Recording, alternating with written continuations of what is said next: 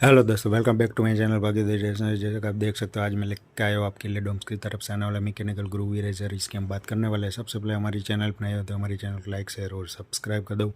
Video अच्छा लगता है तो कमेंट बॉक्स में आपका रिव्यू जरूर बताना। और सबसे पहले आपका सभी का धन्यवाद, क्योंकि हमारे चैनल पर 100 सब्सक्राइबर पूरे हो चुके हैं। इसके लिए आपका बहुत सारा धन्यवाद और थैंक यू। जैसा कि आप देख सकते हो, डोम्स की तरफ से आने वाला मैकेनिकल ग्रू इरेज़र है। ये बच्चों को मतलब बहुत पसंद आता है और इसमें आपको 3-4 अलग अलग कलर ऑप्शन भी मिल जाता है।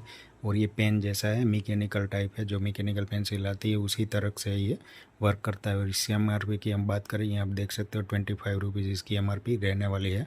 और यहाँ पर आप देख सकते हो 3 अलग अलग कलर ऑप्शन यहाँ पर हमारे पास आ चुका है। और ये मैकेनिकल ग्रू इरेज़र वो भी डोम्स की तरफ से आने वाला है। तो आपको ये एक इरेज़र कैसा लगा कमेंट बॉक्स में ज़रूर बताना। ऐसे ही हमें सपोर्ट करते रहिए। हमारे चैनल को लाइक शेयर और सब्सक्राइब कर दीजिए। वीडियो अच्छा लगता है तो कमेंट करना ज़रूर। Okay, thank you and bye.